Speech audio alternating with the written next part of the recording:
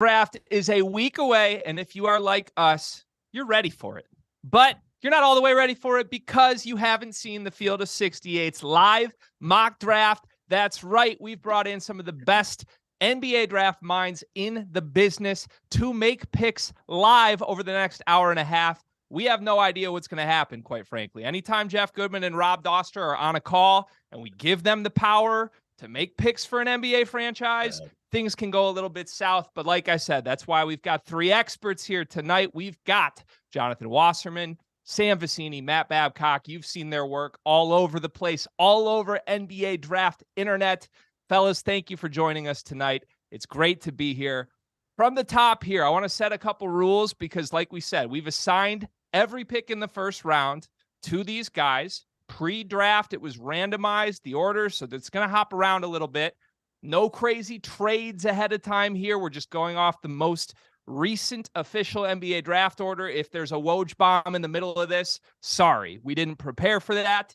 We're going to go 3 minutes per pick in the lottery, 2.5 minutes per pick after that.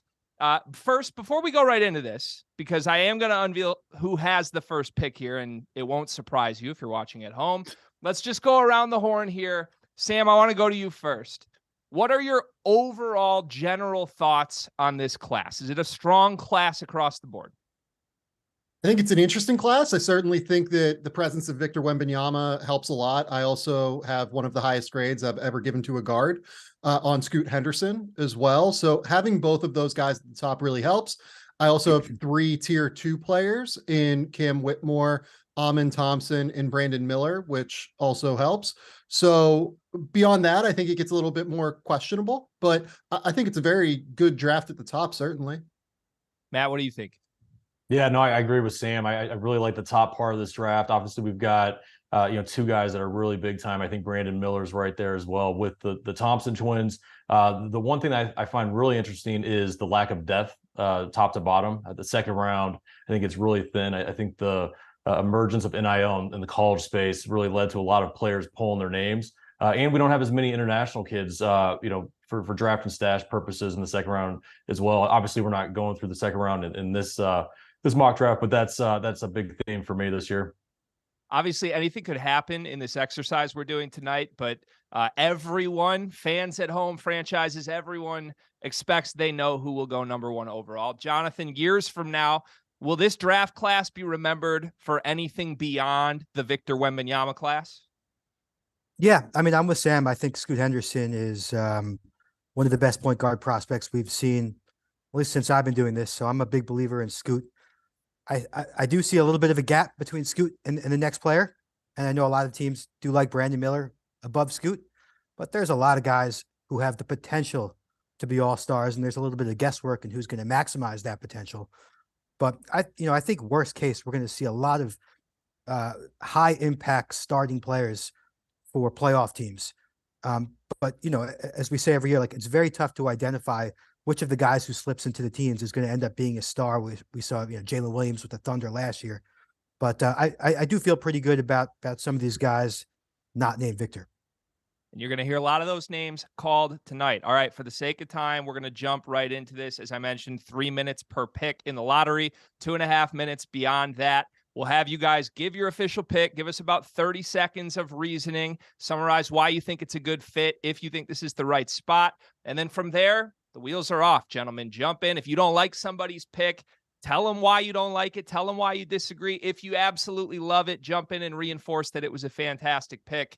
And we'll have some fun here over the next 90 minutes. Making the first pick for the Field of 68 tonight is our own Jeff Goodman, drafting for the San Antonio Spurs. Jeff, the floor is yours.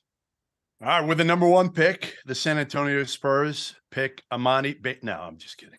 Victor Wembanyama.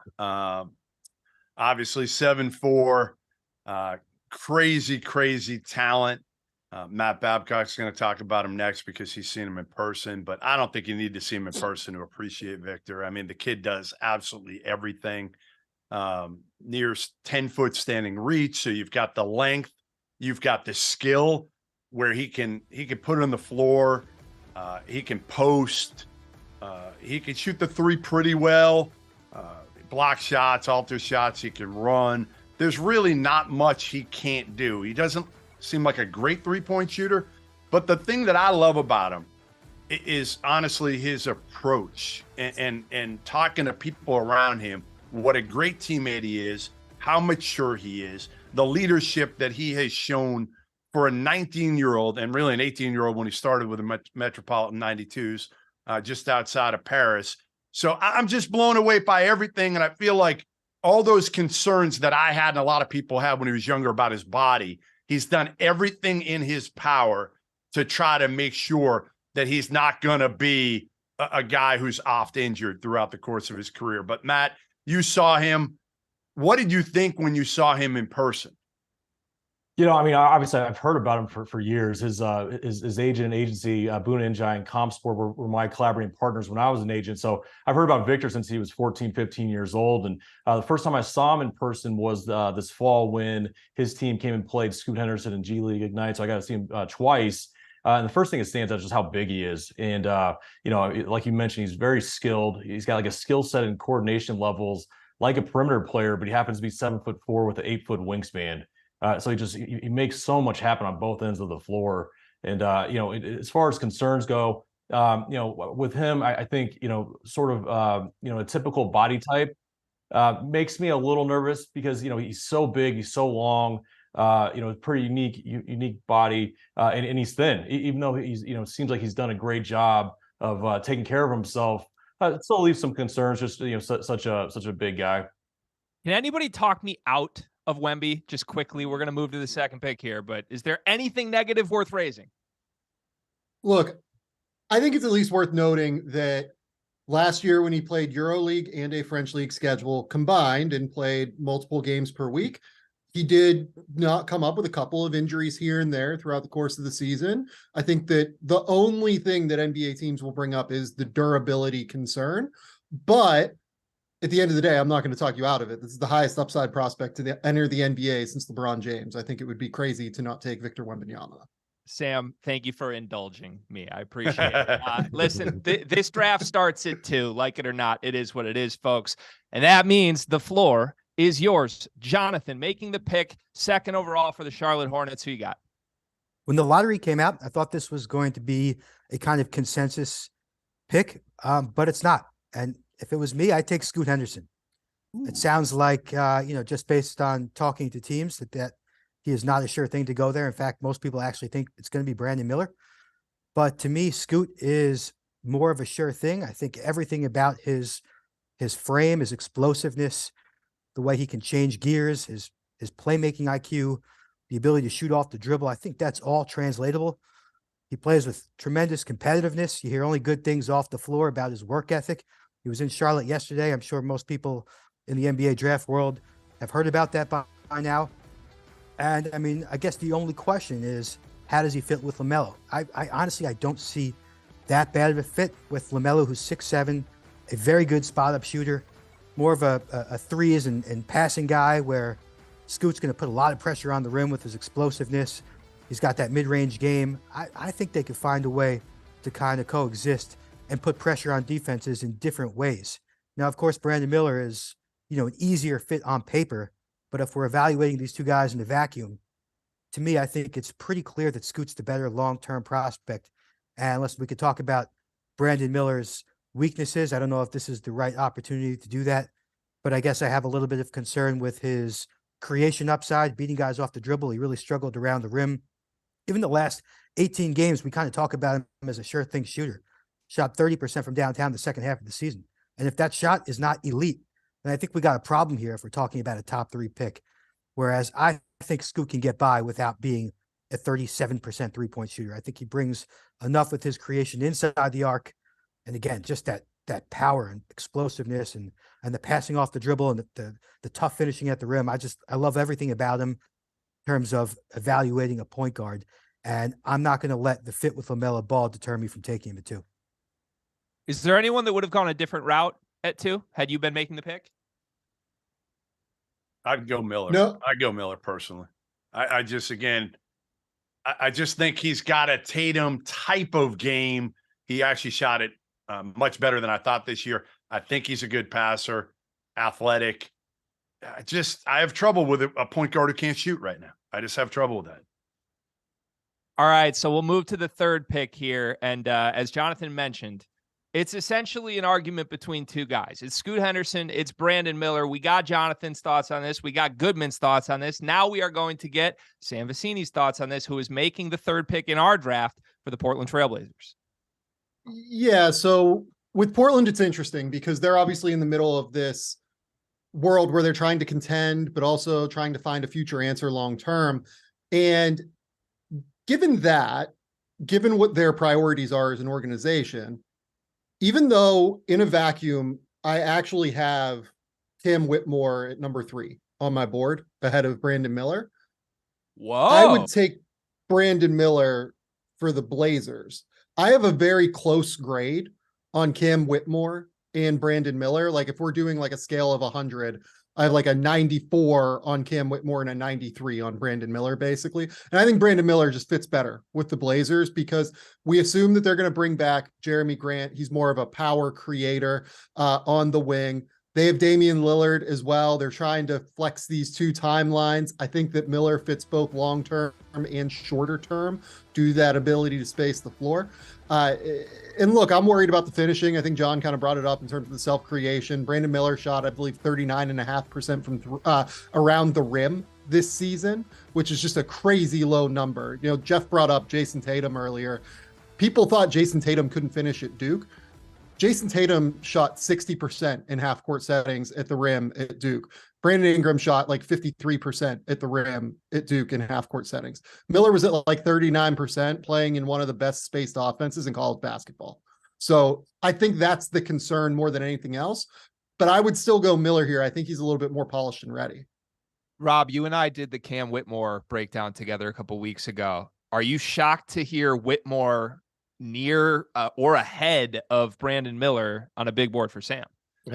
Absolutely not. I really, really like Cam Whitmore, and this is teasing who I'm going to pick with the Rockets at number 4 a little bit, but I'm a big fan of Cam Whitmore, and I buy into the idea of age. You know, Brandon Miller is more than a year older than Cam Whitmore at this point, and the biggest thing for me is the size for Brandon Miller, right? Like, I don't know if he's someone that's going to be able to handle the weight as well as Jason Tatum did. I think that's one of the more under-discussed parts about Tatum's development at this level, right? Is that he's went from being a guy that was kind of skinny when he was at Duke to looking like a full-blown wrestler. Like he might be able to play outside linebacker for the Patriots at this point. So Rob loves saying that. Rob loves the exaggeration that like Jason Tatum is now like a monster out there. He's basically a bodybuilder. Sounds like Jason Tatum's the Hulk. Yeah, he is. He is. He's like Jeff Goodman in a swimsuit, right? Oh my God. That's a sight nobody needs to see, okay? We have a lot of great visuals for this draft show. That's not one of them. Let's keep it that way. Rob, you mentioned this was going to basically spoil what you're going to do at 4. Well, you're on the clock at 4 for the Houston Rockets. Where are you going? Well, I'm going to take Cam Whitmore with the 4th pick. I think if you kind of read the tea leaves here, it's between Amen Thompson and Cam Whitmore is what the Rockets are down to. And I think at the end of the day, if you are making that decision for Houston, you got to just pick who you think has the highest upside, right? You don't know for sure if James Harden is coming. You have a lot of pieces that look like they're pretty good on paper, but you were a 22-win team this past season. I think you still got to shoot for the moon. You got to try to hit a home run. If you're the Rockets at this point in time, you're not hitting singles. You're trying to hit the ball out of the park. And I think Cam Whitmore is that guy. He's 6'6", he's 200, whatever. He's probably listed at 220. He looks like he's about 235 pounds. He hasn't turned 19 yet. He is a guy that I believe is built well enough that he could even play some 4, maybe small ball 5 long-term at the NBA level. I'm buying the jump shot. I think he's going to find a way to figure it out. And at the end of the day, I think with guys and you're trying to figure out what their upside is, what their ceiling is, I think birthdays are really important. I think that's something that we've learned over time. Amen Thompson is 20 years old. He's a year and a half older than Cam Whitmore is at this point. Cam Whitmore hasn't turned 19 yet. So I'm in on Cam Whitmore. I'm buying the jump shot. I think that he is a guy that has a ceiling as an all-star kind of a player. And I would take him here at 4 if I was the Houston Rockets. So that means we are 4 picks into this draft, and we have not heard a Thompson twins name called yet. I want to get the pulse check here from Matt and from Jonathan. How surprising is that? Is that a miss by our collective board here that Amen Thompson is falling? I'm not that surprised. In fact, I think that's how it's going to play out. I think both Thompsons slip outside the top 4, and I'm with Rob. I think they wind up taking Whitmore. I think maybe Whitmore's off the dribble skill might be one of the biggest swing skills in this draft, right? He had one of the lowest assist rates we've ever seen from a projected first round wing. Obviously, it had to do with a little bit of his role at Villanova, but you could also see why teams are going to be, crazy about the power, explosiveness, and shot making. And shot making is the key one because neither Thompson brother brings very convincing shooting.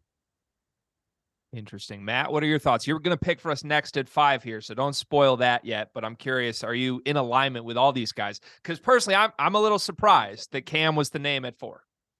Yeah, I mean, if you would ask me a couple months ago, I'd be very surprised. I mean, I had men 3rd or 4th the entire year. How things are unfolding, I agree with Jonathan. It's looking like there's a good chance that he slips out of the top 4. But the good thing is I'm picking next, and I've got the Pistons, and I will be taking Amen Thompson. And my thoughts here are Amen is just the highest rated player on my board. I think he's got significant upside. I've got a chance to get to know him and his brother personally, and I just have a lot of confidence in their them as workers, their character, their approach. I think they're going to get a lot better, both of them. I prefer Amen a little bit more than Asar just because he's got a little bit more of a cerebral approach to the game, a little bit more of a natural point guard.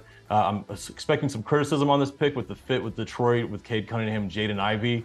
But I mean, the way that the game's really going in the NBA right now with a spread out, multiple ball handlers, I do think you make it work, but does create some pressure on these guys to improve their outside shooting. But like I said, with Amen, I do trust that he will get better all the way around. Are there any concerns from his level that he just played a full season at, right? Coming from overtime elite, does that factor in here in a negative way at all with your perception of him versus a guy like Cam Whitmore, who we just took over him? It doesn't for me. I mean, I think the evaluation in every different landscape changes, but for NBA level scouts, I mean, I think they've got trained eyes, and you should be able to walk into a gym and figure out if a guy can play. And it's not like these guys are playing against a bunch of scrubs. I mean, it's really the same as a junior and senior in college playing like a freshman in college. So not an issue for me. And on the flip side of that, I really like going to overtime elite. They kind of roll out the red carpet and give you great access to you really get a good feel for the players. And so not a problem for me personally. Matt mentioned. Yeah. Oh, go ahead, Sam. Let me bounce off of that because Overtime Elite is a really interesting program. I think they do a really good job developing these guys on and off the court. The one thing that when I talk to scouts they worry about is generally his development in half court settings. Overtime Elite games, when you watch them, they are transition fests. These things are going up and down. They're flying up the court. And because the Thompson twins are so much better than, frankly, everybody else in that program at this point, they dictate the tempo of the game in such a substantial way. Their games are played so up tempo. And while I don't think that necessarily is seen as a long-term criticism of the Thompson twins, what I would say is that some NBA teams do have some questions about how quickly Amen and Asar will develop within half-court settings, which is ultimately where NBA teams, make their money in the playoffs at the end of the day. So short-term, I think that's a little bit of a concern, but long-term, Amen and Asar, like Matt said, you can't really speak highly enough of their character. So I believe they'll figure it out. Matt mentioned fit quickly. I'm a Pistons fan. I just want to throw that out there. Is fit something you worry about at 5 in a franchise in the state that Detroit's in, Jonathan? I think it's maybe one of the biggest questions. Like if this happens, if Whitmore goes 4, and I'm always a guy who says, just take the best player available and figure it out later. That one is such a tough one because if you take him off the ball, you kind of play him to his weaknesses. And can he, I always say, take the best player available as long as he can find a way, as long as he's put in a setting to maximize his potential. And you worry that with Cade and Jaden handling the ball there, Asar, what is he going to be doing? Standing around the arc for, half of his possessions, which is just playing him away from what he does best. So it creates, like Matt said, a tough situation. But on the other hand, it goes against my, personal beliefs, and you have to take the best player available, especially when you're a team at the bottom of the standing like that, and you just really can't afford to be picky and look for the right puzzle piece. Yeah, and maybe an easier pill to swallow for a team like Detroit had they jumped in the lottery up to 2, and it's Scoot Henderson that you're making that decision for versus one of the Thompson twins. All right, we're going to number 6 next, but let's just recap our first 5 picks in our draft here. Goodman for the Spurs took Victor Wembanyama. Jonathan for the Hornets took Scoot Henderson. Brandon Miller went off the board at 3 to the Blazers via Sam. For the Rockets, Rob Dauster took Cam Whitmore, and the Pistons, Matt took Amen Thompson. Goodman, we're going back to you. Orlando Magic is on the clock at 6. Who are you going with? Oof. I think it's a tough one for me. Orlando's got 6 and 11. I'm gonna hope that a shooter falls to 11, like a true shooter, and wait there. And at 6, I'm choosing between Asar Thompson or Jarris Walker. And again, a tough one for me. I can't wait to hear your guys' thoughts on this one. I'm going Jarris Walker, and I don't love him. I just think he's a safe pick in a lot of ways here, right? He could shoot it. He can guard. He can move the ball. Doesn't really need the ball. Like Asar to me is risky. Obviously, he's a high level athlete. Jarris is also a pretty good athlete.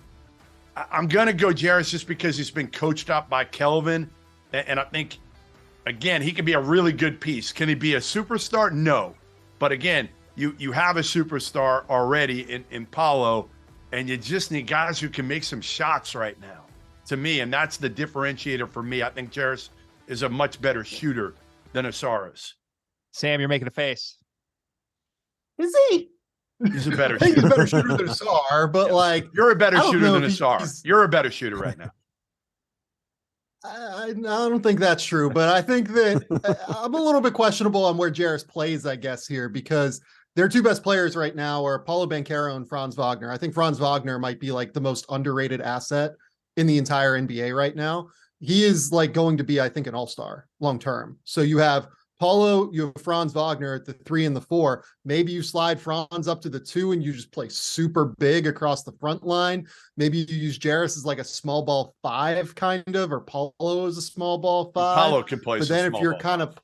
of, but then if you're doing that, you're trying to like play some interesting inverted offenses where like you play like Jarris is the screener for Paulo. When you switch that action, you're probably not getting the mismatch advantage. Would you I go don't know. Like I Asar or love somebody Jarris. I think different? Would you go somebody different, or would you go Asar over I'd probably Jarris? go with somebody different. I Okay. would say I Ooh. would probably take Asar, or I would probably I'd consider Taylor Hendricks just because of the actual shooting ability. And I would consider Anthony Black as well, just because of the decision-making, the ability to get that thing moving around the perimeter. Well, you got about 8 point guards in that team already that aren't point guards. So, yeah, I had another one. He's a point guard, though. Including Black is a Paulo. point guard. Including Paulo, of course. All right. Well, Sam just gave us 3 great names that you could take. And Matt, the floor is now yours at 7 here for Indiana. Are you going to take one of the 3 names that Sam just mentioned?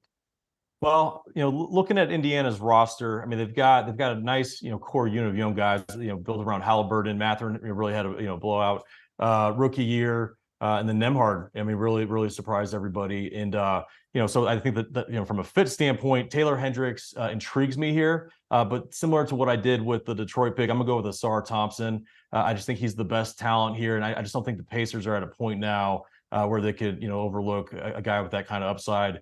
And just that, the character, the approach on top of the talent and raw athleticism. So going with Asar Thompson.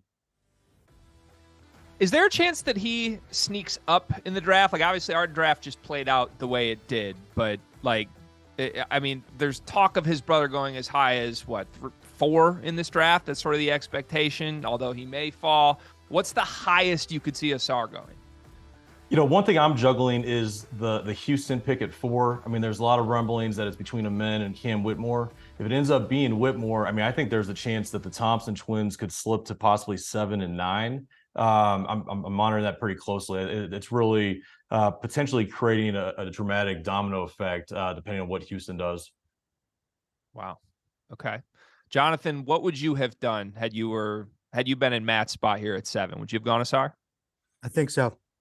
I do. And I'm looking at some of the other guys on the board. I'd be enticed by the idea of putting athletes like Asar and Mathurin on the wings right next to Halliburton. Like that's just like a fun 1-2-3 lineup right there. And I guess if there's one knock on Halliburton is that he doesn't have that burst to blow by. And then you put Mathurin and Asar next to him. I mean, to me, that's a fun lineup with a lot of upside. I think I would have made the same pick. Okay. Goodman, you're our college expert, obviously, here. I mean, Rob's also on the call, but we're going to call you our college expert here. Oh, it's good. I like that, Greg. So you get a raise for that. So, like, I'm curious with these overtime elite guys, right? Like, had the Thompson twins played in college, do you think that shifts where they are perceived value-wise in this draft? Probably a little bit. I mean, I do think a little bit. I mean, again, there's just it depends. I don't think they would have been exposed in college. Let's put it that way. I don't think their numbers would have been any worse. Shooting the ball probably would have been about the same, but they would have gotten a whole lot more play in terms of exposure, the freak athleticism. But I don't think it would have changed that much. They are what they are. They're great athletes. They're high character guys, high upside, all of that. The biggest question is, can they be above average shooters? Yeah, Goodman, the hype would have been crazy for them because there would have been so many viral highlights from them. Someone was going to get put on a poster, and that would have gone everywhere. Yeah. Old school Goodman, the college apologist, just going to bat for these universities. That is not me. Unbelievable. Just ask Kentucky fans how much he goes to bat for them right now. Hey, let's move along here before I get myself in trouble. Hey, I might call the registrar to get your grades soon, Waddell. All right. For the Washington Wizards, we have Jonathan back on the clock. Jonathan, who are you going with? Regardless of what they do with Bradley Beal, I think the answer's got to be Anthony Black here. For me, he's the best prospect on the board. I think Washington can look at him as maybe, an interesting play at point guard, even though I think he's probably more of like a combo, and you might want somebody with a little more burst, a little more breakdown ability at the one. But regardless, I think you can either play him at the one, you can play him at the 2 or the 3, or I don't know. We'll see how his body develops, maybe even small ball 4 because of how well he defends. And then, of course, if you blow it up, then again, that versatility that he offers creates flexibility in the rebuild. So to me, there's just like 100 reasons to take him.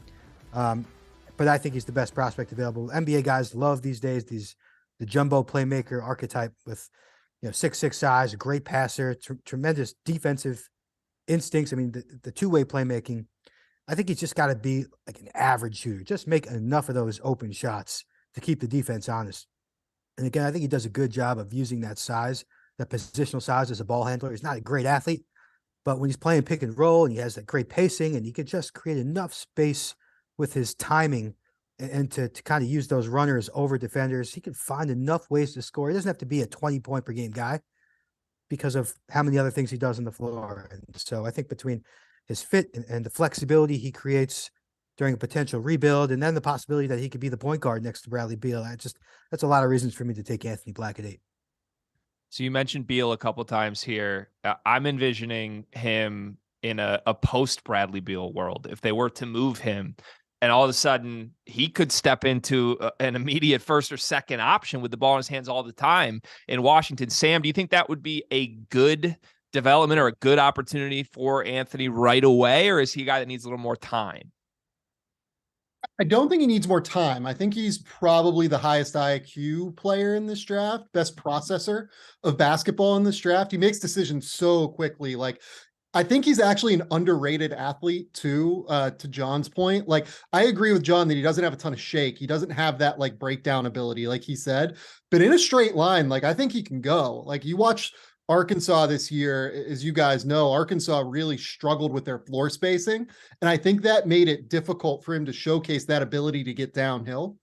I think that Black has that ability if you surround him with floor spacing. That would be my key for the Wizards if they're going to go down this road. The most unrealistic thing about that draft pick, Greg, is that it was the smartest thing I think the Wizards could do. And with that front office, even with the new people in place, like the Wizards, they don't make smart decisions. That's the only reason I think it's wrong.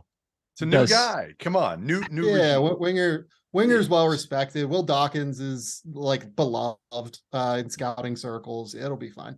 Counterpoint, it's still the Wizards. Yeah, fair. A little bit Ted Leonsis. Little bit of a stink there. That's fair. All right. So I mentioned earlier in the draft that it was pretty much a consensus 1, and then it's a consensus 3. Guys, I would go so far as to say it's a consensus top 8. I did a little prep on this. I pulled the most recent mock drafts from all you guys. Across the board, consistent, right? Everybody sort of agrees the best 8 players have just come off the board. Now here we are at 9. The Utah Jazz are on the clock, and Sam is making the pick. I feel like this could be a turning point in the draft. Sam, who are you going with? Yeah, it's actually the last guy I have in this tier. I have a top 9 tier, basically, that group from 5 to 9. And the last guy is Taylor Hendricks for me, and I would take Taylor Hendricks here. I think that he fits Utah's style kind of across the board. This is a team that was completely willing to play 3 bigs, essentially, with Kelly Olynyk, Lauri Markkanen, and Walker Kessler later in the season. And I think that with Taylor Hendricks, you have a guy who files in almost perfectly as a 3-and-D player in the NBA from day one. He's a really sharp weak side rim protector. He's a great transition player. You can run him in ball screens to roll to the rim. You can run him in ball screens to pick and pop. You can spot him in the corner. You can run him off of some off-ball actions. I think that he really just fits exactly what the Utah Jazz are looking for as they look to continue to build out what could be an elite defensive unit moving forward, with Walker Kessler and Lauri Markkanen providing that 7-foot size in the forward line. Sam, let me ask you something real quick about Hendricks. What do you buy of him defensively? Do you think that he's someone that can eventually maybe guard 2s, maybe guard 1s? Like, let me phrase it like this. How versatile is he on that end of the floor? Yeah, look, I don't know if he's going to be like the most switchable player in the NBA in terms of like 1s, right? But I think he can handle 2s pretty effectively right now, actually. I think he slides his feet really well, gets low. I think he's able to, he doesn't get low. He's actually pretty upright, but his lateral quickness is quite good. I think his hips are quite good as well. I don't think he's going to have any problem being able to guard 2s. 1s are a little bit tougher just because 1s in the NBA are incredibly talented. Like I wouldn't put him on an island with John Morant, but it's the help defense. He's such an incredible weak side rim protector, I think. I'm a big Taylor Hendricks fan. I am too. And just kind of piggyback off that. So I think the way I look at like a switchable, stretch 4 like Hendricks is, can they defend and switch on like at least an average level? They don't need to be a lockdown guy at every position. And I think Hendricks, he's not going to be, real vulnerable with just about anybody. I mean, bring up John Morant, everybody's vulnerable if they're getting switched on to John 100%. Morant, right? And and with Utah, it's interesting because they play a lot of big lineups. I do think they need to address their backcourt, but the good thing is they also have the 16th pick, and there's a big group of guards in that range. So Sam, I think that was a great pick. Do you guys view Taylor Hendricks as a high floor prospect, or is this more like boom bust potential? I see high floor. I mean, to me, he's a very safe prospect. Everybody loves the 3-and-D archetype. And I think the question is really upside. Like, how much off the dribble stuff is he going to develop? I mean, so much of his offense was catch and shoot or, dunker spot stuff. You really didn't see him put the ball on the floor down much. And so I think you're buying the 3s and you're buying the defense, and that's enough to say he could be a starter in the NBA. All right, we're going to the 10th pick now. The Dallas Mavericks are on the clock, and there's a lot of great college players that are at the top of the best available list I am looking at right now. We've got the 3 quote-unquote best shooters in the draft. We've got some big-time playmaking guards that I know Rob Dauster himself did some video breakdowns of. Rob, you are on the clock. What's the pick? Well, I feel like I got stuck with the pick where there's the most question marks around it, period. No one really knows what's going to happen with Kyrie Irving at this point. No one really knows whether or not Dallas is going to keep this pick or trade this pick. But if assuming that they keep it, and let's just assume for fun that they keep Kyrie Irving around, if you have Kyrie Irving and Luka Doncic on the same team, there are 2 things that you're going to need. You're going to need floor spacing, and you're going to need somebody that can help anchor a defense because neither of those guys want to guard at all. So with that in mind, I'm going to take Derek Lively from Duke with the number 10 pick, a guy that averaged all of 5 points and 5 rebounds at Duke. But if you watch Duke in the kind of late January through March run that they made when they turned things around, a lot of that had to do with the fact that Derek Lively finally figured things out on the defensive end of the floor. He very much looked like a freshman when he got to school. And by the end of the year, he was blocking a lot of shots, getting a lot of rebounds, making the right reads, making the right rotations, getting better in drop cover, all the stuff that you want to be able to do as a 5-man defensively at the NBA. He started figuring out towards the end of the year in college. And to me, the big thing is he shot like 15% or something, like some ridiculously low number from three in college. I think he had 77 field goals and 58 of them were dunks. But I watched that dude when he played at Peach Jam. Goodman, we watched him down in Augusta back in 2021. Like I buy the jump shot. I think that he can shoot. I think that is going to come along at the NBA level. So give me the 3 and D5, man. Give me Derek Lively, the guy that averaged 5 points and 5 rebounds with the number 10 pick. Is 3 and D fair? Like, is that, are we that comfortable calling a guy with 19 non-dunks a 3 and D? No, he's not a 3 and D. He's just a D. He's a running like a deer defensive dude who can make an occasional 3 right now. That's what he is right now. I think. Yeah, but here's the thing, though. I remember hearing Mike D'Antoni talk about this one time. Is with big guys that they want floor spacing, he just needs to be able to shoot it a wide open shot enough to where the defense has to guard him. And Rob, to your point, I saw the shooting potential in high school too, and so I'm not a big fan of pro days. In fact, I can't stand them. But seeing his pro day on top of what I saw in high school did give me confidence that he will be able to give some floor spacing, at least enough to stretch it. The chair didn't get out on him. The chair didn't get out on him and really guard him. Well, he's 7'2". The chair can't contest that shot. That's the problem. They piled chairs up on him. I'm just concerned this video just got demonetized by Goodman. So I guess what we're saying is John Shire just had this great shooting big man in shackles all year, made him stand in quicksand in the paint. Rob Dauster. All right, let's reset again. 6 through 10.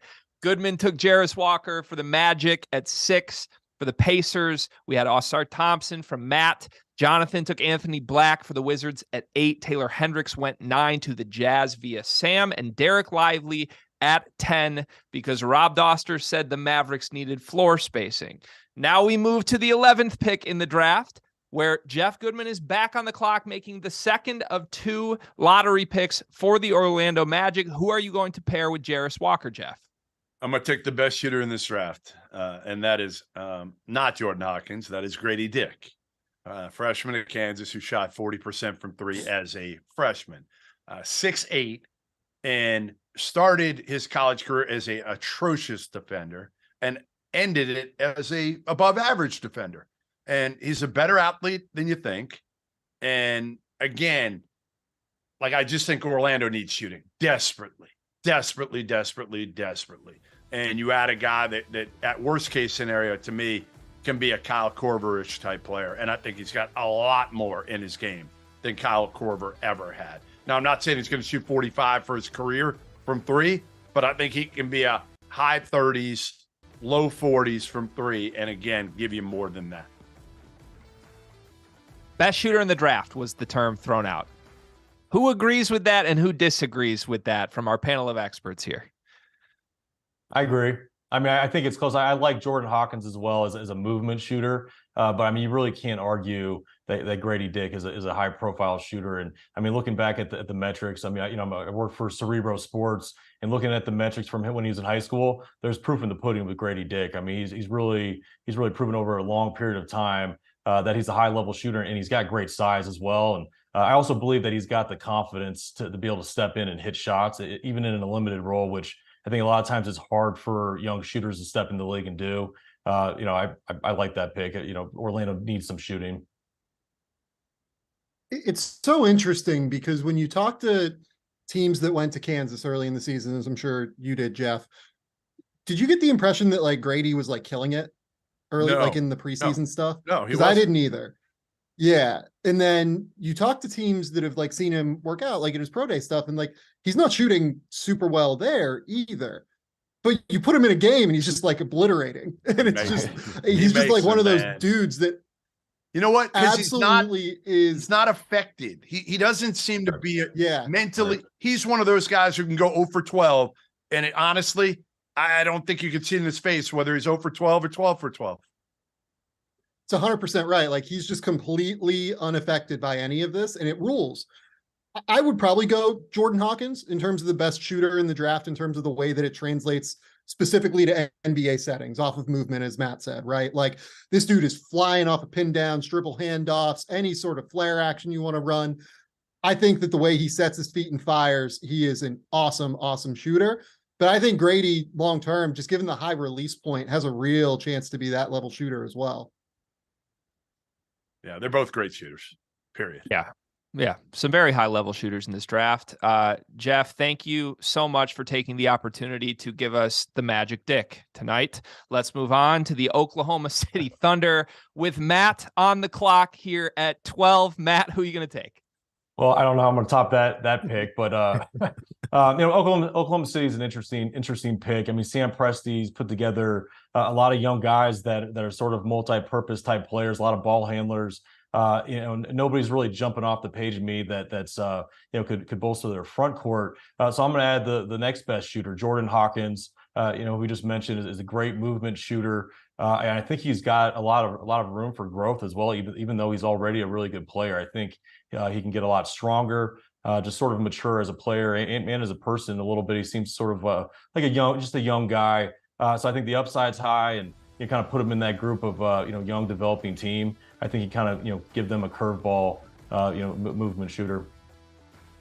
One of the rare times I want. Be careful what you say about any UConn.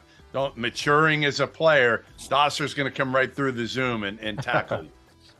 I got to say, this is one of the rare times I want Rob Dauster's opinion quickly. Rob, you're our UConn expert here, Jordan Hawkins. We talked when we did the video breakdown of him about how the guys he plays next to can unlock levels of his game a little bit, and playing next to Andre Jackson really helped with that.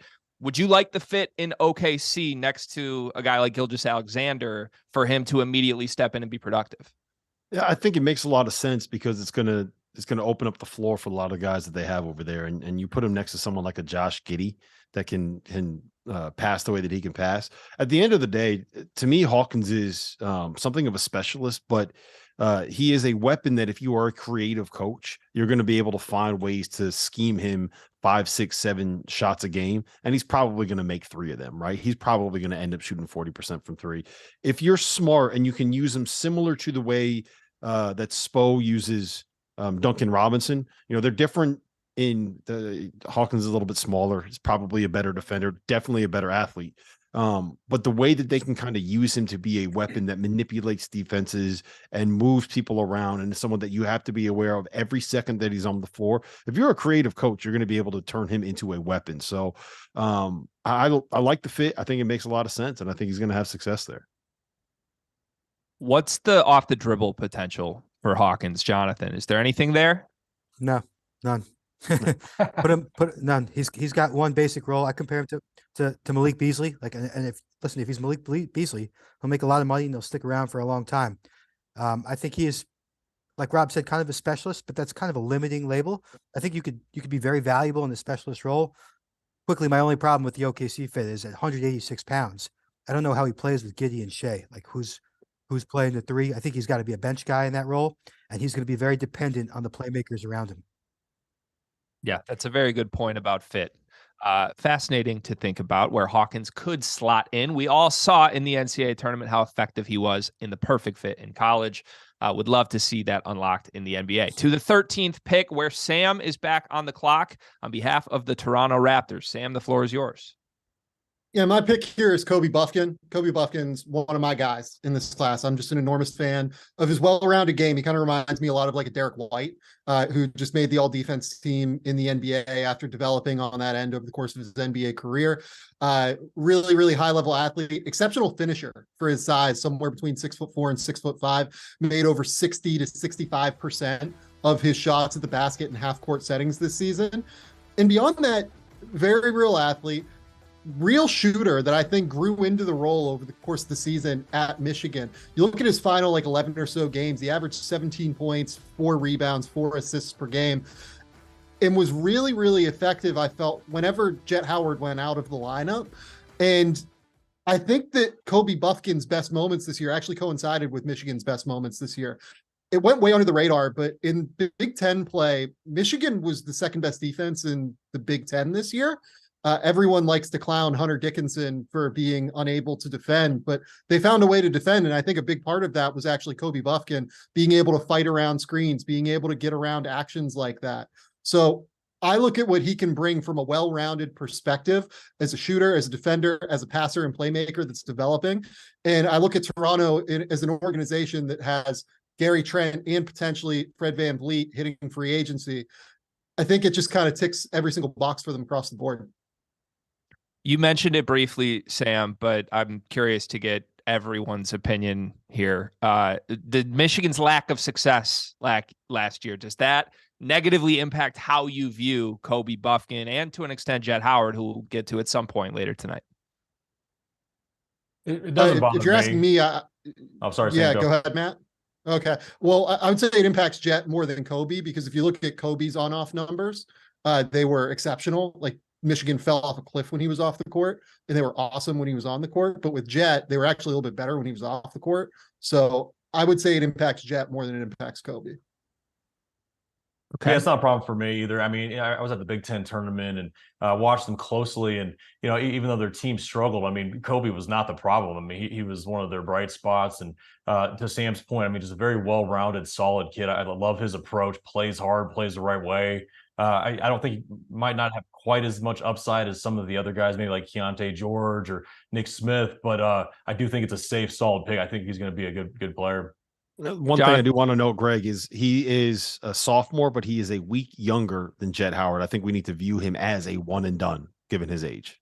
100%. Yeah. One of the youngest players in that class in general. Quickly to Jonathan, do you buy the shooting with Kobe? He was very streaky last year. Shot 49% on long twos, 85% from the free throw line. I'm buying it. There you go. All right, Jonathan, right back to you for the final pick in the lottery for us tonight. On behalf of the Pelicans, who is the pick? So I think if this is the way the real draft plays out, it's going to be Koulibaly from France. I'm hearing that he's not getting past the Pelicans, but I have Case and Wallace higher on my personal big board. And so if I'm the Pelicans, I'm not really worried about fit. I'm taking Case and Wallace. And I'm also putting some stock into the success and the history of these Kentucky guards being damn good in the NBA. And, having watched Kaysen in high school, I just know that there's a little bit more creativity to unlock to his game. 3-level scorer, plays under control, high passing IQ. We know he's a tough defender, good finisher. I mean, he's just really the only knock on Wallace is like lack of special physical tools and athleticism. But I've seen enough evidence over the years to stop putting too much stock in athleticism. Skill and IQ, to me, are more important in today's league. And Wallace, to me, he gets it. He's got the right skill set. Maybe he's not an all-star guard, but there's no doubt in my mind he's going to be an impact player, even if it's, as a six-man or bench player or, glue guy in the first unit. I think he's going to slip in this draft for the wrong reasons. And, I'm taking him as the best prospect available. John, you mentioned Kentucky guards. That's something us fans, we talk about all the time, right? Especially the college basketball side of things. Is that something that NBA GMs actually are discussing and may allow to influence their perception of a player like Case? I mean, I would think it would, but then you see quickly going 25 and Maxey going 21. Like, it keeps happening. So, Hero 14, and you think at some point it would stop. I could, with Wallace specifically, I can understand why you don't see a ton of upside, because he doesn't have that explosiveness off the dribble as kind of a lead guard, and he doesn't have like typical 2-guard physical tools. But if it was me, I would take it into consideration. And I'm sure every team operates a little differently. Defense, you mentioned it. Tough defender, I think, was the term you used. Would anybody go so far as to say he is elite defensively or potentially the best defender in this draft? He's got to be in the conversation. I mean, to Jonathan's point, I mean, intangibles, like small little winning plays. Case and Wallace does all those things. And on top of that, I mean, I agree. Scouting him in high school, I saw a lot more point guard in him than he was able to show at Kentucky. It's kind of similar to what they did with Ty Washington the year before with Severe Wheeler, who's a smaller guard that kind of had to be on the ball. I do think that held back Kaysen this year a little bit. And, as I mentioned before, this mid-first round, there's a lot of guards that are probably, close in rankings, depending on which team or which person you talk to. And, in a lot of cases, I think you really can't go wrong with this group of 4 or 5 different guards. All right. Thank you for that. Okay. The lottery is done here. So quick tweak to our structure from 3 minutes. We are now down to 2.5 minutes on the clock. Make sure you get to your points. Jump in. If somebody says something stupid, just jump right over me here, fellas. All right. 15th, Rob, you're back on the clock. Speaking of saying something stupid, here's a primetime opportunity, my friend. What's the pick for the Atlanta Hawks? It's a weird spot for them to be in, right? You got Trae Young, who you would assume should be the guy moving forward because he's your superstar, but it seems like everybody's always unhappy with each other in Atlanta.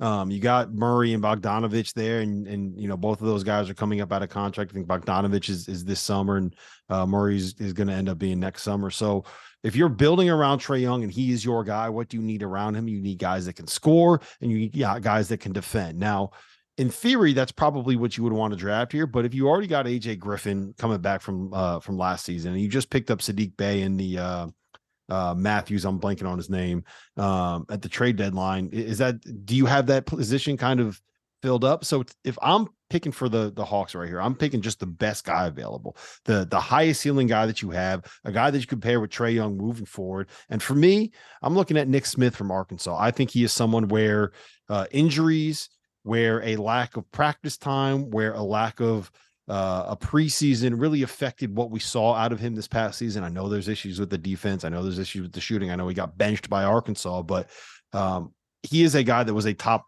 5 prospect coming out of high school, a guy that entered as a potential, top 4 or 5 pick in the draft. So I'm buying that ceiling. I'm buying that upside. I'm betting on him having a bad freshman year, and I'm going with Nick Smith and Atlanta at number 15.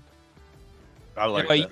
Yeah, I like it. I just think you're buying low there, and I'm with Rob. Like, I don't think we ever saw the real Nick Smith last year, and maybe we won't. Like, maybe his knee's still an issue. I don't know. You guys probably have more intel than I do on how he's looked in his workouts so far. But I will say this: when I remember seeing Nick Smith two summers ago, he had some juice to him, and he didn't show that at all last year. Yeah, any of you hear any intel about how he's looked? Yeah, I'll jump in. I heard his pro day was fine. Looked, shot it really, really well off the catch from what I gathered. Looked okay athletically. He's just very skinny. Like, these guys that don't have a ton of power, I think tend to struggle a little bit more. You can get Jordan Pooles, you can get Tyler Heroes, but even those guys have struggled to play in the playoffs at times, if you can take advantage of their defensive ability. And Nick Smith's fundamentals defensively, like, he just has to get way better to be able to stick on the court. Goodman falling in love with a bouncy top-ranked prospect whose biggest problem was availability at the college level? No way, Jeff. No way. I've never heard that one before. I just can't get it out of my head of how he looked 2 summers ago. That's all. And that's the last time I think any of us saw him really healthy. So. Yeah, for sure. All right. And for the record, I did make a list of a little number tallying the most recent mock drafts I could find from our experts.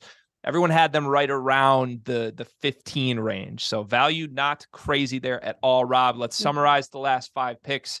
For the Magic, Jeff took Grady Dick, who he coined the best shooter in the draft. At 12 for the Thunder, Matt took Jordan Hawkins, who some would say is the best shooter in the draft. At 13 for the Raptors, Sam took Kobe Bufkin. At 14 for the Pelicans, Jonathan went Cason Wallace, and Nick Smith went 15 to Rob Dauster and the Atlanta Hawks.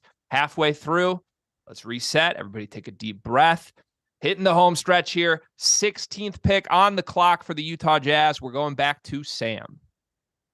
All right, I'm going to take the home run swing. I'm going to take Bilal Coulibaly, currently playing for Metropolitans 92 in France. He is fascinating. If you watch some of his youth tape in the Espoirs League, if you watch some of his tape when he played Bronny James earlier on the European trip that California team took earlier this season, you will see a guy that can actually create with the ball in his hands a little bit. He's not the shake in terms of his handle. He doesn't really have that, but he's so long and so athletic that he can just kind of live in the paint out of ball screens in those settings against players his own age.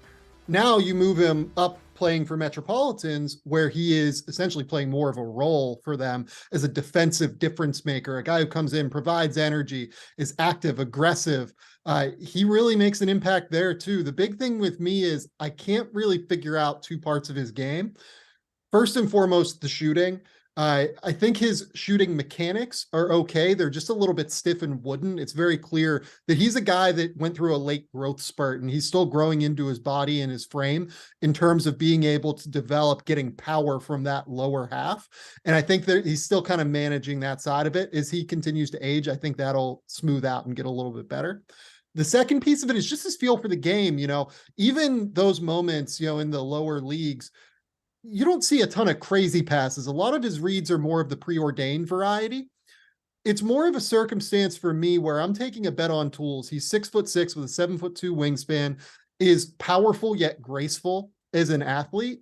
And look, this is a swing. Like, you look at the numbers, they aren't ideal. For Metropolitans, he played a role very similar to the role that Isaac Okoro played this year for the Cleveland Cavaliers. But I'm willing to bet on the tools here in an organization with the Jazz that have a very strong developmental track record. Yeah, I love it. And I in reality, I don't know if he gets the 16 in the draft. I think, Jonathan, you mentioned that I'm buying the tools. I mean, the physical tools are there. It seems like a late bloomer physically. Defensively has so much upside. And just, I think bare minimum, you're going to get a guy that's going to be a high level defender and finisher. Just how much can he add to that? The ball handling, I haven't seen much of that yet. And the shooting, as Sam mentioned, I think the mechanics are there. He's got to build on it. Well, Dauster, what's your take? On Bilal Coulibaly? There you go. Oh, I love it. Thank you, Sam. Good. We're going to you here for the Lakers at 17. And I assume you're happy Bilal Coulibaly's off the board? Yeah, I was going to grab him. I was all over him. All right. So I got another tough one for the Lakers because, they need shooting. They need playmaking. They need somebody who can kind of play right away. So I'm like, all right, here are the three names I've got. And honestly, I don't know where to go. Jett Howard, probably the best upside shooter, but he can't guard a tree right now. Keontae George, super talented, I think, offensively, but also really can't guard. And, he's like a 3-level scorer. I really, really liked him at times at Baylor. And he actually was a better passer than I thought. And then Jalen Hood-Schifino, who's kind of got an old man's game. Again, not a great shooter, had some great games, shooting the three, but just poised, smart. You could throw him in right now. You could throw him in right now in an NBA game, and he'd be just fine. Not a great athlete. I'm torn. I'm legitimately, I don't know where to go with this one. I'm going to say this. I'm going to go, Jalen Hood-Schifino, I guess. I think he's going to work enough, guys, that he's going to become an above-average shooter. He is an absolute gym rat. And again, so mature. I think he can help the Lakers in the second unit next year. Is his upside as high as those other guys? Scoring the ball, shooting the ball? Maybe not, but I trust him. I don't know. Very convincing, Jeff. All right. Yeah, of the three names that Jeff said, let's go quick hitters from our three experts. Was that the right pick of those three names, of Hood-Schifino, Keontae George, Jett Howard? Is that the right pick for the Lakers? And for me, it would have been Hood-Schifino or Keontae George. I have Jett Howard a little bit lower. With George and Schifino, they're both combo guards, but they're very different. I see George as much more of a shooting, scoring guard. Schifino's a big, tough, kind of silent assassin type approach to the game. He is tough as nails. And so, I think George probably has a lot more offensive upside, but Schifino's going to be a dang good player. Jonathan, you agree? Yeah, of those guys, I would have gone Hood-Schifino. Sam? Of those guys, I would have taken Hood-Schifino, but I just want to take people behind the curtain. Producer Dagan has been asking Goodman to make a pick for a minute here in a row while he was filibustering, and it was amazing. It was pretty incredible. Shout out producer Dagan Hughes. Just the best in the business, man. You never know the little tweaks you have to make sometimes when working for Jeff Goodman. It's incredible. Hey, folks. it was a hard call. Let's admit it. That is not an easy decision, picking between those three for the Lakers right now. Not an easy one. Yeah, that's fair. There's one name on that list, Jeff, that there is one person I have talked to from our panel that acted like that player's upside is like top 5 in this draft. I think he probably knows who I'm referencing here. When his name is said, I'm going to go straight to him. Hopefully it's in the next couple picks. Right now, we're going back to Matt, who's on the clock at 18 for the Miami Heat. Matt, what's the pick?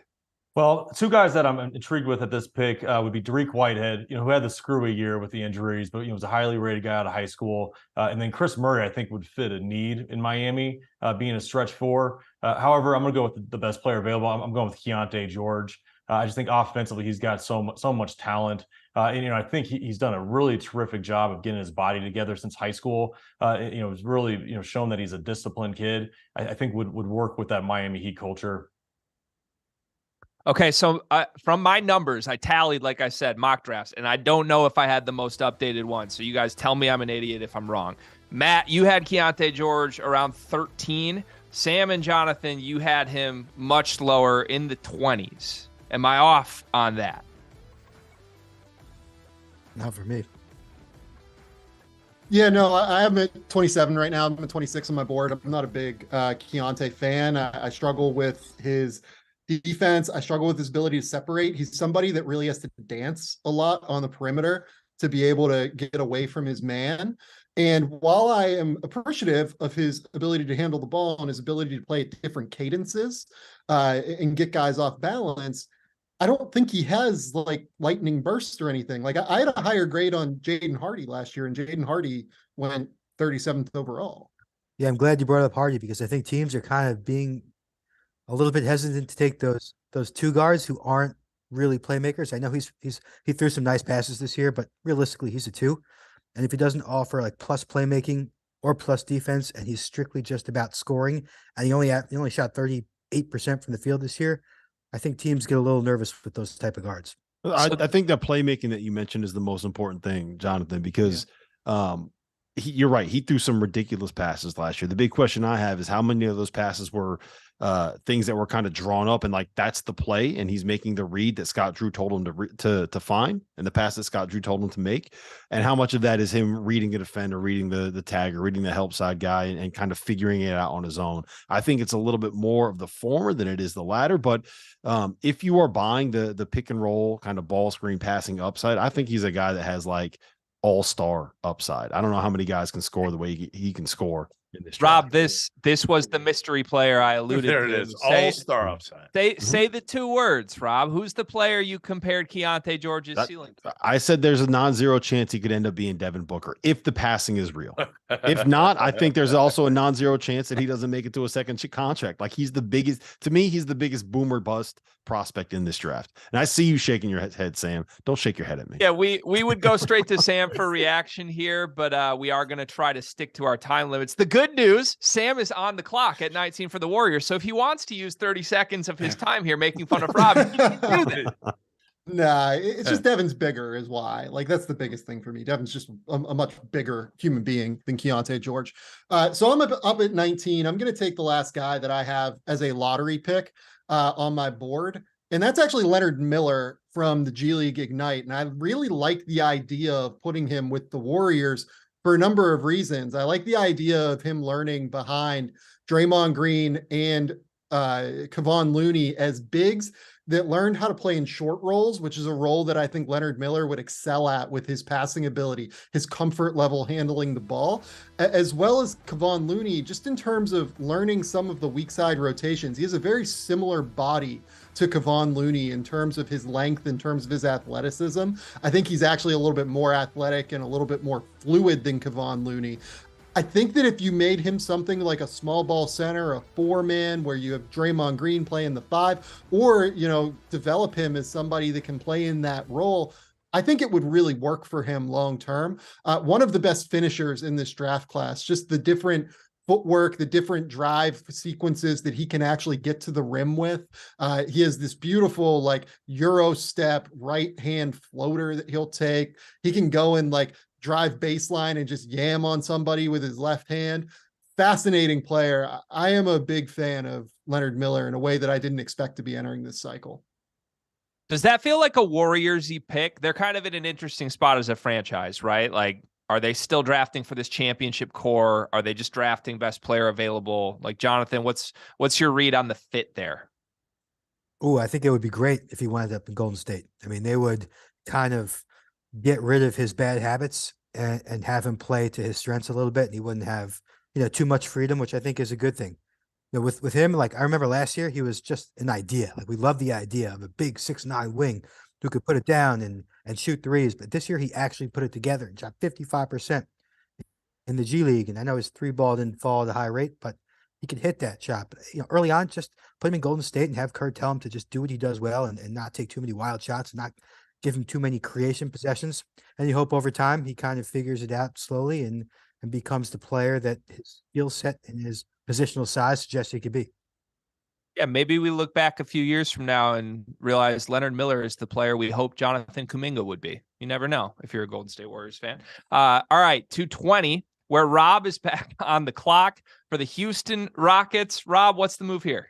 Can I use 30 seconds to defend myself for Keontae George, or do we have to move on from now? All right. We have to move on. The ship is sailed. The interesting thing about the Rockets here picking in the 20s is usually when you are a team in this range, you're drafting for fit at this point, right? You're looking to fill a hole in your roster. You're looking to find a way to turn yourself from being somebody that is good to being someone that is actually a contender by plugging one hole that you have in your roster with a guy that can contribute immediately. That's not the Rockets. We talked about them earlier, right? They are a team that needs to try to hit home runs. They are not trying to hit singles right now. So with that in mind, I'm sticking with my whole draft the youngest guys on the board theory, and I'm going with Noah Clowney out of Alabama, who is I feel like he's a little bit of a polarizing prospect because he is a guy that is 6'10" with a 7'3" wingspan, that has all the makings of these like ideal NBA versatile 3-and-D, defend different positions, versatility, all those buzzwords. He checks all those boxes.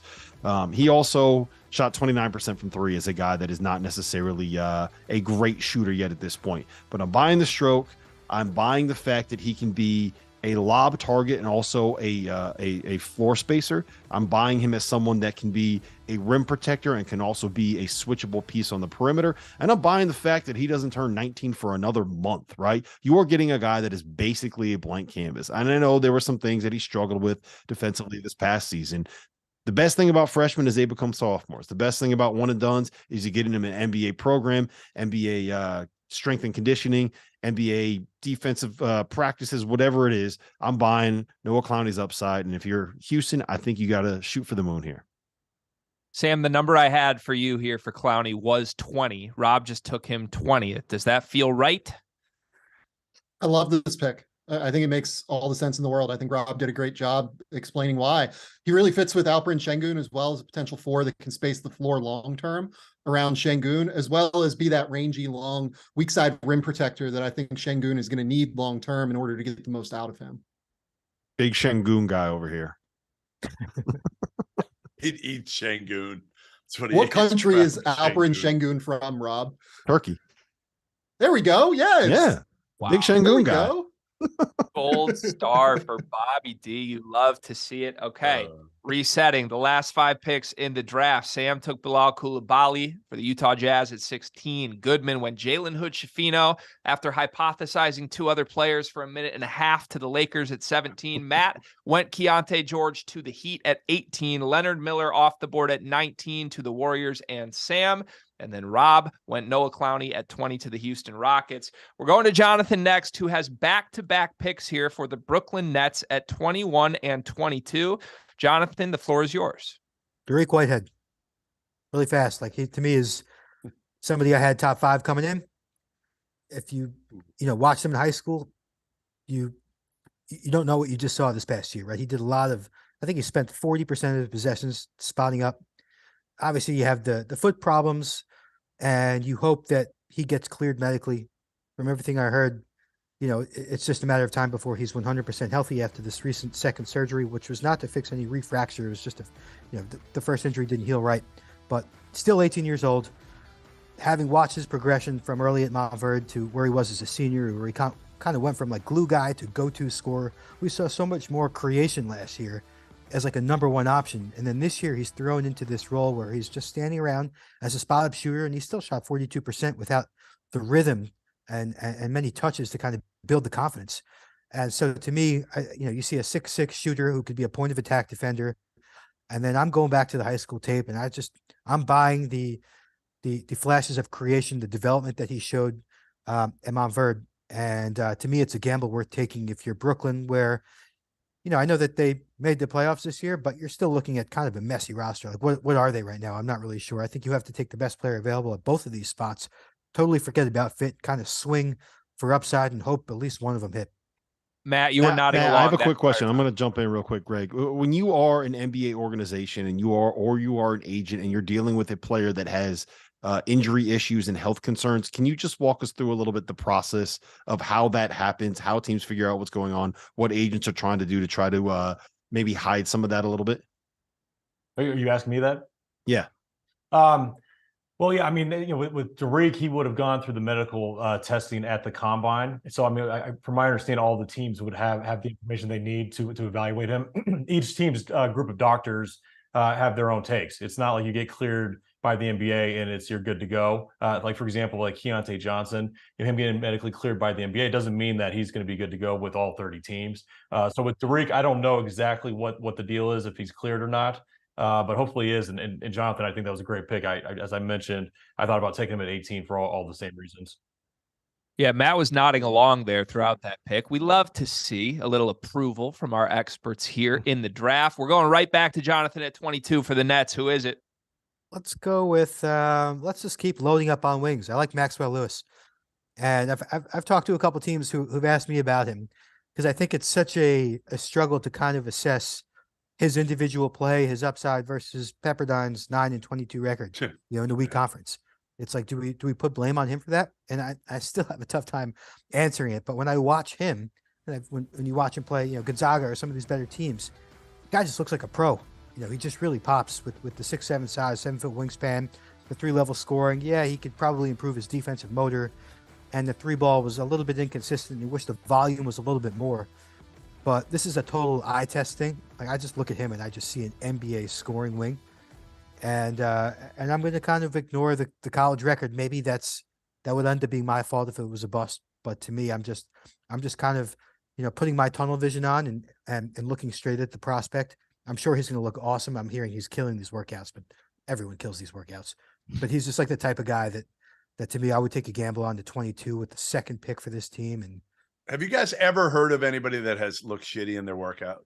Like, seriously, like, give me a guy that's looked shitty. Now, like at the combine, it's different because we can all see him. But like these pro day workouts, give me one guy who's looked shitty. Andre Jackson's pro day, pretty much had people had teams kind of giggling at how bad. I think one of my favorite quotes was like, "Oh my God, he was so bad. I love the shit out of that guy."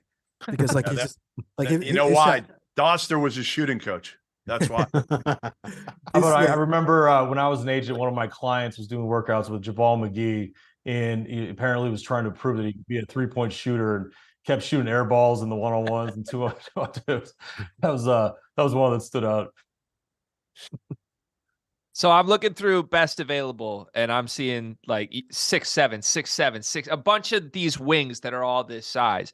Jonathan, is this the highest upside guy? And given what you said about the Nets not really having an identity right now, is that what made Maxwell Lewis stand out among the Jet Howards and the Bryce Sensabaugh here? I mean, I have a little bit of questions about Jet Howard and the fact that he had like the lowest rebounding, assist, and defensive stat rates of all time. But I just to me he's just a very complete player. I'm buying it. Buying. All right, to 23, where Sam is back on the clock for the Portland Trail Blazers. Sam, who you going with? I am taking somebody that Rob Dauster is going to love. I am taking Jaime Jaquez at 23.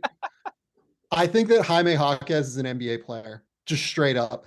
I get it that he is not like wildly quick athletically. I get it that he is not the traditional vibe of what an NBA player looks like. You know what he is? He's really goddamn good at basketball. He can create his own shot from the mid-range. He can play in the high post. He can play out of ball screens. He can play out of spot-up situations and attack closeouts. He can post guys. He has a good floater game. He is a 2-time all-defense player at UCLA in the Pac-12. He is just an exceptionally complete player. You talk to people about workouts and what guys have looked at like in these 3-on-3 settings. Jaime Jaquez is going in there and playing exceptionally well against all these guys. And the guy that I think actually really helps Jaime Jaquez is Christian Braun playing as well as he did for the Denver Nuggets this year. It's a similar vibe. Christian, is like a white kid. Let's just be real about it. Has this vibe as like a shooter, right? Christian's not really a shooter yet. He's a guy that just knows how to play at a really high level and is a good athlete and does all the dirty work and is super competitive and is a winner. You talk to people around UCLA, it's not just this year they've been talking about Jaime Jaquez as like the guy who stepped in as a leader. It's from like day one that he got there under Mick Cronin. Him and Mick Cronin got there at the same time. And it's just like, you listen to these people talk about Jaquez in terms of what he brought to the table. And it's just that this guy is such an incredible competitor. He lifts everybody up around him. And I think that kind of energy would continue within front offices or within NBA locker rooms. And I think that really he is the kind of guy that I want as a role player. I want him in my locker room. Jaime Jaquez at 23.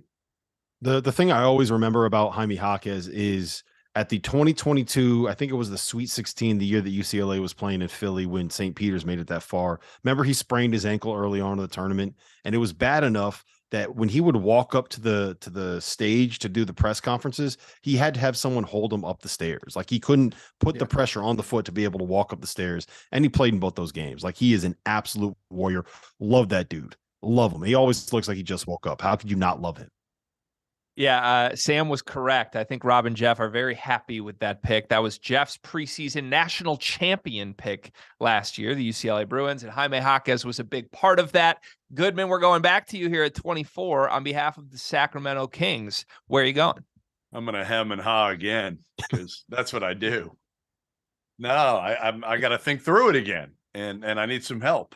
Well, Sacramento needs two needs to me. They need defense on the wing, and they need somebody with some like length and athleticism up front because Sabonis felt like he was getting blocked every time he went up for a shot in the playoffs. Can I throw this out there? Keegan Murray's brother is available. I'm not taking both Murrays. I don't want twins in the same team. Somebody else take Murray. I'm choosing between Andre Jackson and Trace Jackson Davis. I'm going to go. What are you giving me? Oh, you're timing me. You're timing me. What I used to do to my mother-in-law when she ordered food from restaurants. Thank you. I'm going to go with Andre Jackson. Even though his workouts sucked, Jonathan, according to you. Pro day. His pro day sucked. Listen, he's an elite defender. As long as De'Aaron Fox can keep making shots at this clip, they can afford to wait for Andre Jackson. And, he can be a role guy at first, but he can lock you down. He can be a, supplementary ball handler too. Toughness, everything. He kind of fits Sacramento that way. So I'm going to go Andre Jackson over Trace Jackson Davis here. Okay, who's willing to tell Jeff that pick was made 10 picks too early? Anybody? It's a little high. I don't know about 10. It's probably a little bit early for me, but I would have taken Chris Murray. I think Chris Murray makes a lot of sense there. But look, I love Andre Jackson. He was one of my favorite players in college basketball the entire season. The other thing that, Rob will talk about, I'm sure, here momentarily is I think he's one of the fastest processors of the game. I mean, like this draft, essentially. You look at the way that they played him as an off-ball ball mover, essentially, in the second half of the season. He sees things happen way before everybody else does on the court. And I think that's going to allow him to play kind of like a Gary Payton, Bruce Brown role. You need someone that can kind of muck it up on this Sacramento Kings team, right? Like you got guys that can get buckets, you got guys that can shoot, you got guys that can score. You need someone that can play defense, that can move the ball, that can be the connective piece that makes everything else work. And Andre Jackson's the best at that in this draft, in my mind. You love that so fit, explosive. I'd love to see him use his athleticism more. I mean, he's become like too passive, too much of a point forward. I think he could be much more of an offensive threat than he showed at UConn. All right. To Rob, who I'm sure is very happy that we now have two UConn players off the board. This is your second to last pick if you're trying to make it 3 and stretch that a little bit, Rob. For the Grizzlies at 25, though, who is the pick? Are we allowed to pick people to keep Ja Morant babysitting? Like, can we make that draft or no? No. So the thing I love about the Grizzlies is that I feel like they are They are the kings of draft Twitter, right? They love the guys that everybody on draft Twitter loves. They always draft these like well-rounded college veterans that maybe aren't the most hype guys, but that can dribble, pass, shoot, catch, defend, do all those different things, like a David Roddy, a Jake LaRavia, a Xavier Tillman, a Desmond Bain. So I'm going to kind of stick in that mold, right? And I am going to pick Colby Jones from Xavier, a guy that we loved watching with Sean Miller, a guy that our very own Terrence Oglesby said before the season, what does he do? And the answer to that, T.O., is literally everything, right? To me, he is the second coming of Malcolm Brogdon. He is that kind of a player. I don't know if he's going to end up being a rookie of the year. That's probably putting a little bit too high of a ceiling on him for this year, but he's just a guy that does a little bit of everything, and it feels like those are the dudes that the Grizzlies want, and he'll provide a little bit of toughness, given the fact that Dylan Brooks is most likely gone, and I don't think that he's going to be someone that will sit in the locker room after a playoff game and try to call out LeBron James. I think he's probably smarter than that. Jones, one of the risers, I feel like. That I've heard in recent weeks. I feel like all three of our experts are nodding, but let's go to Jonathan here. What's your take on this pick, John? Yeah, no, like Rob said, he does a little bit of everything, and that's going to be his moneymaker. He's going to be a versatility specialist. He's going to play the same role that Josh Hart does for the Knicks. He's probably more of a combo guard than a 2-3, but that same idea is a guy who just makes the right passing read. He hits the open shot. He defends a couple of positions. Like, you can't go wrong with Colby Jones. And I think he's going to end up being one of the value picks because teams are not going to see a ton of upside with him. And sometimes teams put too much stock into that whole upside thing. And you're going to get a good role player late in the 20s. Anyone have concerns with Jones that were not raised? I feel like this was a very praiseworthy review of Colby Jones. He's just solid. He's just very, very solid, like Rob said. Safe pick. Okay.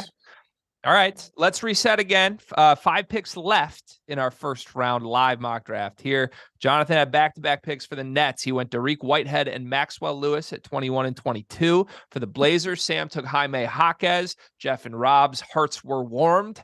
Goodman was on the clock at 24. He took Andre Jackson for the Kings, and Rob went Colby Jones at 25 to Memphis. We now have Matt on the clock, who it seems like you've been waiting about 45 minutes to make a pick here, Matt. There's been some big names sliding. I'm Blame curious. It on Dagan. We'll That's take all one. Dagan and him giving. Hey, we will never badmouth the great Dagan Hughes on this show. Matt, for the Pacers at 26, what is the pick?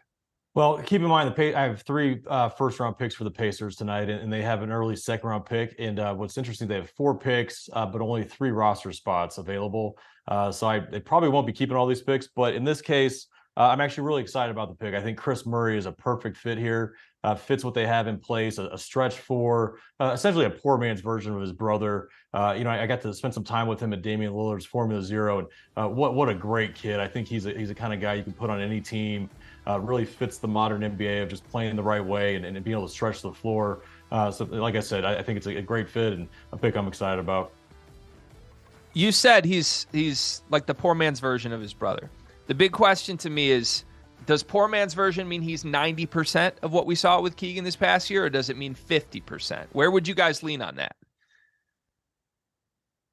I think he's relatively close. I mean, I think his brother's another level. I mean, his brother's already a starting level player in the NBA, just a little bit more dynamic, but they do a lot of the same stuff. Anybody feel different? So yeah, the difference for me is the shooting. Keegan can fly off of all sorts of like flare actions and pin downs and stuff and shoot. I don't think Chris can really do that yet. I think he's more of just a pure spot up guy. And that would be my main concern, just in terms of how versatile and flexible he is on offense. But I think he's an okay defender. Like, he just brings a lot to the table. It's hard to find these guys that are 6'8", that can move their feet, that are good athletes, and that can knock down spot threes. And I think Chris Murray is going to be an awesome, like, 6th to 8th man over the course of the next few years. I have him at 18, 20 on my board, something like that. I think this is a great pick. Yeah, 26 in general feels low. Maybe that's just the Big Ten guy in me talking, but does anybody think that feels too low for Chris Murray after what Keegan just did this last year? I think it could maybe be. not. I think it's the same thing I was saying before. Like, it's hard to picture a ton of upside, and so he's going to slip, and that's just going to make him kind of a value pick. As He's just got that off-ball scoring skill set that's going to translate quickly, but the lack of on-ball stuff kind of limits his perceived upside. I think it's because the Murray twins say like 3 words combined in a month. Like that's just not fun to talk about. So they Can we have one of them replace Jeff Goodman on this show? I have a fun fact about the Murray brothers. So Chris told me last summer, I asked him what the difference between the two of them. He said he's left-handed and his brother shoots right-handed. But in reality, they're both left-handed. The dad tried to get them to shoot right-handed, and Keegan went with it, and Chris decided to stay lefty. Wow. Okay, I take it back. I'm out on the Murrays. If in a family that doesn't want you to shoot left-handed, come on, that's so pretty. What are we doing here? Okay, to Jonathan at 27 for the Hornets. They're back on the clock. They scooped up Scoot Henderson back at 2. Now at 27, what is the pick?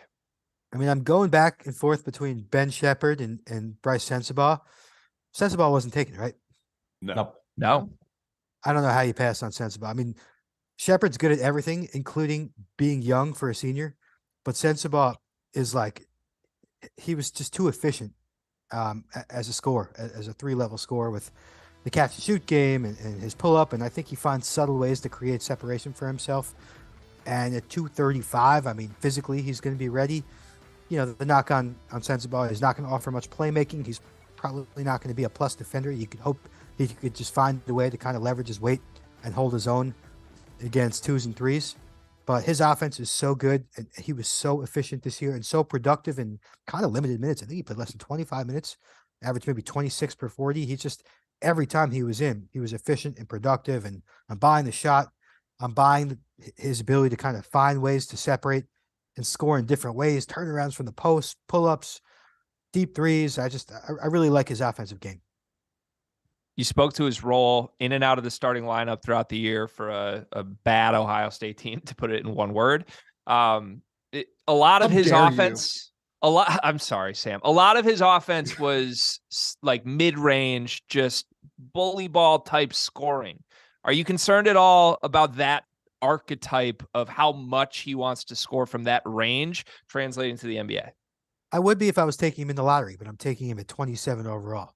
So if I'm getting a bench guy who you have to kind of limit his minutes and kind of pick and choose when to play him and when to pull him. I mean, he's so good at what he does that it doesn't bother me too much. Sam, you agree with that? Like, even if he never adds any of the playmaking, any of the defense, is there a role for him in the league long-term just because of how good of a scorer he is? Yeah, Bryce is the last guy that I had in the top 20. Look, he obviously had the late season knee injury and just started working out for teams. I think that's why the conversation around him has been a bit muted, I guess is the way to put it, throughout the pre-draft process. And the thing that separates him, I think, from these like shot creators is that he is a very real catch and shoot threat from behind the 3-point line. Like, he is going to knock down shots at like a 38 to 40% clip, which I think is going to allow him to actually play with stars in a real way, as opposed to being that ball dominant guy that he could be at times at Ohio State. Interesting. Okay. Sam, right back to you at 28 for the Utah Jazz. Yeah. So I will say this. So throughout the process, I've been a little bit lower on Jet Howard. Jet Howard has not been taken yet, right? Correct. So I've been a little bit lower on Jet Howard. I think this is like a no-brainer here at 28, 27, wherever we're at. I think 28. Jet Howard is genuinely one of the best shooters in this draft class. He knocks down shots off of movement. Michigan ran all sorts of like fun, pistol actions, zoom actions where they're trying to like get him on the move. I thought that, frankly, Juwan Howard like really probably did a great job utilizing his son and making him situationally in a circumstance where they got the most out of him and he looked as good as possible. And I don't know how many teams will run those, similar triple handoff actions to get him the ball on the move and minimize that lack of first step or lack of burst that he can have from time to time. But the dude can shoot, man. That dude is a flamethrower from 3. I know he shot like 37% from 3.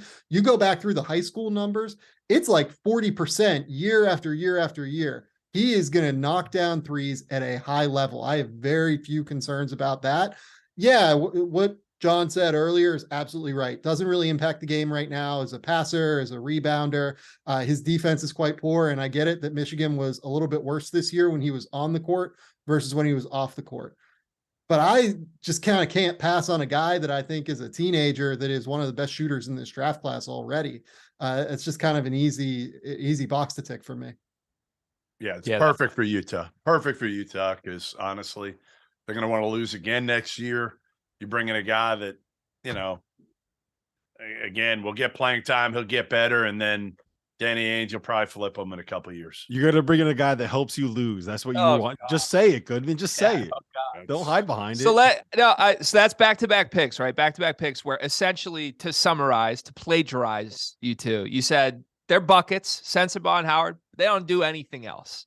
I want to go rapid fire to Jeff, Rob, and Matt. Of those two guys, who are you more confident sticks in the NBA 10 years from now? Let's go to Jeff first and then just round robin it. I mean, I think it depends on where they go as much as anything. I think both of them need good structured environments that bring them along. But I'll say if everything's equal, I'll go with Jet. Screw you, Dagan. Rob? I'm going Sensabaugh. I just think he's such a ridiculous athlete that he'll be able to figure it out defensively. Matt?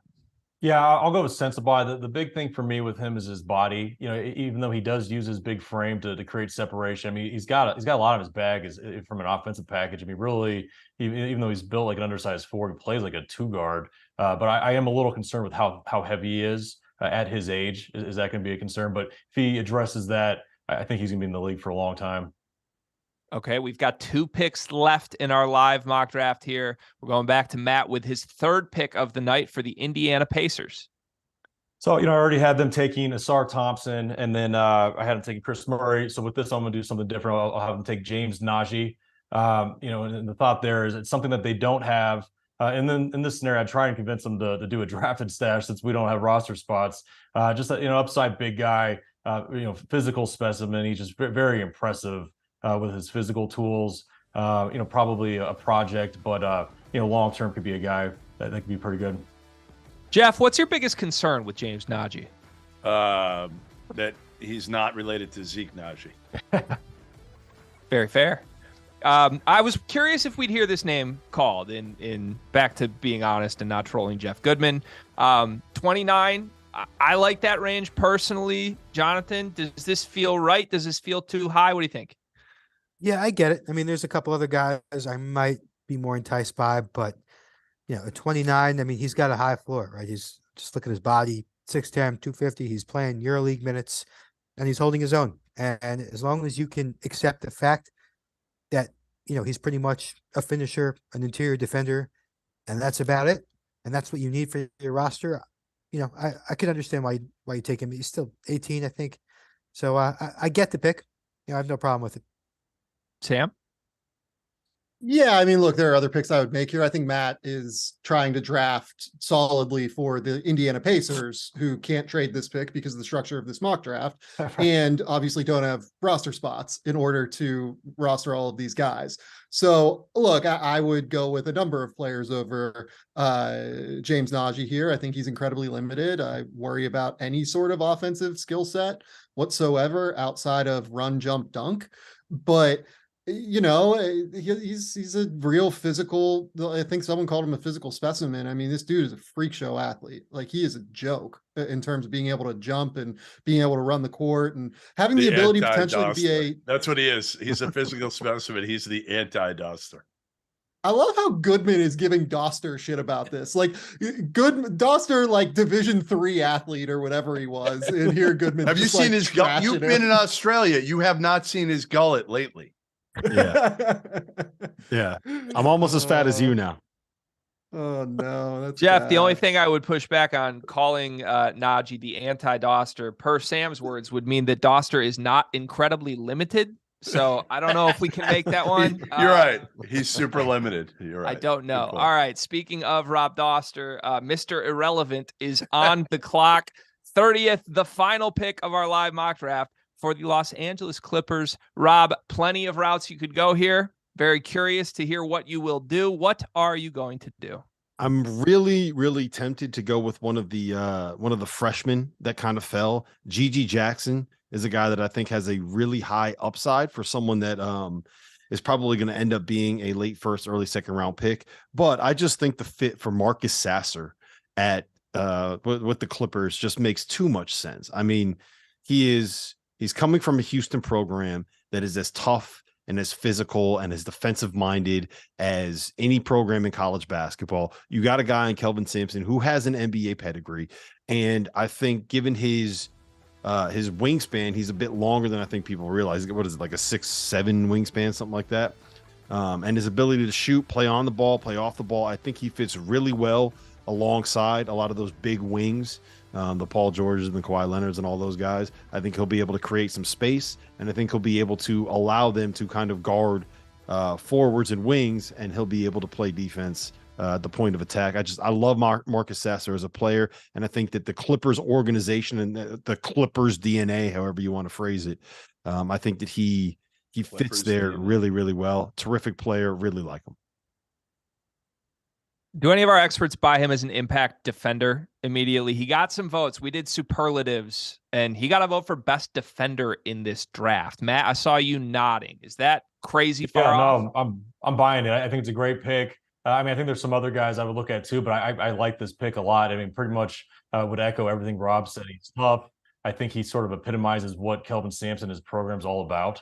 I think you could put him in an NBA game right now. He's going to get up in his his opponent's grill, and I mean, really put pressure on him. And I think he's a confident, tough shot maker.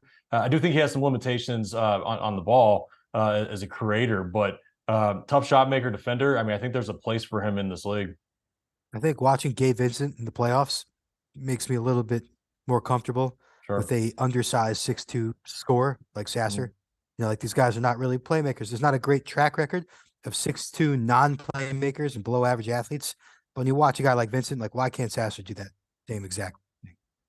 Agreed. I love that comp, John, especially envisioning playing off of a ball dominant scorer, right? Fitting him in the Clippers with this specific pick from Rob. I would really like that. All right. To reset, to wrap up, really, our last 5 picks in this draft. The Pacers got Chris Murray from Matt. The Hornets got Bryce Sensabaugh from John. The Jazz got Jet Howard from Sam. The Pacers took James Najee with their 3rd pick of the night at 29. And then Bobby D himself took Marcus Sasser with the 30th and final pick. Guys, thank you so much for doing this. First of all, wait. I have one more thing that I'm not wrapping yet. I got one more thing. Sure. Can I ask? Please. Amani Bates. I want each of your opinions on Amani Bates. I'm just honestly, I want to know what you guys think of him and if he can stick in the league, where he goes in this draft. Sam, go ahead, start. I mean, look, I wouldn't draft him personally. I think that he's so far away that there's no chance that the team that drafts him will get the most value out of him at the end of the day. His body needs so much work. His feel for the game and everything just needs so much work. Like, he's one of my least favorite players to watch play basketball right now, just in terms of the shot chucking, frankly. Like, it frustrates me watching him, because you can see somebody who has very real talent and very real tools. And I would love to see him maybe, kind of slow down and learn how to, like, really impact the game and play in a manner that helps a team play winning basketball. Tell me how you really feel, though, Sam. I don't like. I felt like I was pretty fair there. I don't like. It's like, genuinely, like, it's disappointing to me. Like, I get bummed out talking about Amani Bates because you see the talent. Like, you can genuinely see the shake. I'm with you. The ability to shoot, all of it, and it's just so frustrating and sad to watch him, in my opinion. I'm canceling the Bates Fundamentals shirt order that I was going to send to you for your birthday, Sam, just for the record. Matt, what's your answer on Amani?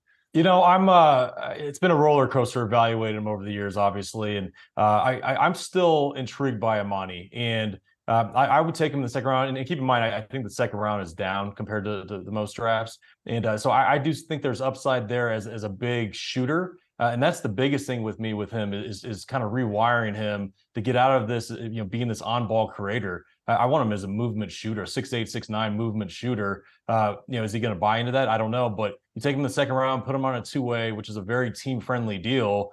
If he doesn't do it, you cut him. And, but long story short, I would look at him in the second round. John, be our tiebreaker.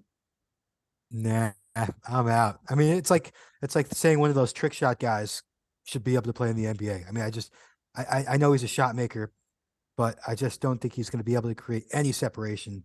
I don't think he's going to be able to defend anyone, and I just think he has like zero feel for the game.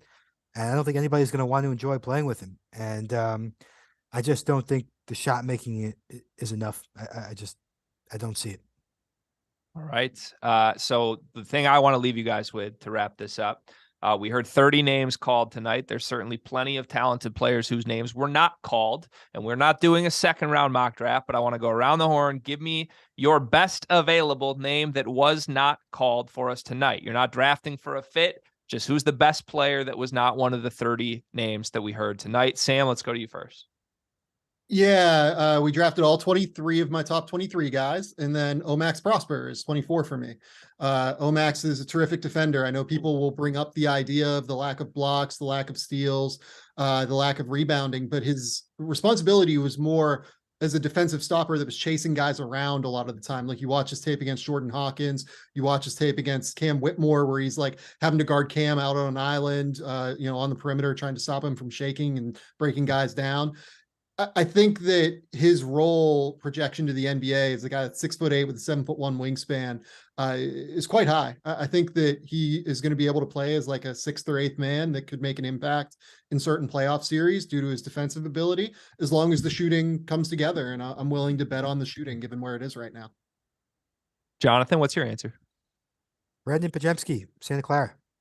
I was kind of surprised to see that he wasn't taken. I just, the more production he put up as the season went on, the more I bought in.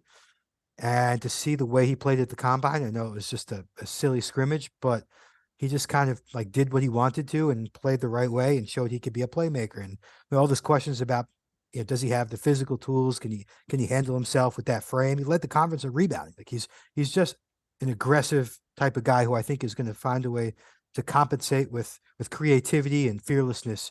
He's going to find a way to compensate, by the way, in shot making for the fact that he's, 6'5" and kind of scrawny. Daddy Pods got to Jonathan. That's what I'll say. Yeah, I've seen him around, Daddy Pods. Yeah. Oh, He's boy. been around. Matt, what's your answer? Yeah, I mean, I think those are the two right names. Those are the two guys I would have said. I like to throw Ben Shepherd in there as well, who was terrific at the combine. Big guard with a good feel. He shoots it. He's getting some love. I wouldn't be shocked to see him fall in the first round as well. But yeah, I think those two names that they said before are spot on. Can I give a name, Greg? Yeah, I was going to throw it to you next. All right, I'm going to go with Gigi Jackson, and the reason I'm saying Gigi Jackson is because I am buying the idea of a guy that can kind of be an isolation scorer with his size, with some of those physical tools. He showcased a little bit of a shooting ability, and he didn't turn 18 until I think it's December 17th. Like he is 2 weeks away from the cutoff of being allowed to be in this draft. He's the youngest player in this draft. He was the youngest player in college basketball last season. And the passing is nowhere near there yet. The defense is nowhere near there yet. And I think the biggest reason is that he's never been taught any of this stuff before. Like I think he really needs to be coached, and he'll probably be better off getting some reps in the G League, learning where to be rotationally, defensively, learning how to sit in the stance, maybe, being told, like, if you don't play defense, you can go sit on the bench. If you don't pass the ball, you're going to sit on the bench. But I think that a guy with his size and his physical tools and his isolation ability is someone that you want to take a bet on. And I would not be surprised if he ended up being a late first round pick somewhere. Goodman, you're an honorary Hoosier these days, and Trace Jackson Davis is sitting right there. Who's your guy? I do love him. I do love how he flipped the switch this past year, but I'm going to go with Julian Phillips just because I'm going to roll the dice on him. And I think, honestly, Rick Barnes had no idea what he was doing with him whatsoever. 6'8", a long, versatile wing, didn't shoot it well, but again, never was given the opportunity to play through his mistakes. But when I saw him a couple summers ago, he could make some shots. And again, I think he's a guy you just stick in the G League for a year or two and hope he develops if you take him as a second rounder. He's the perfect second rounder.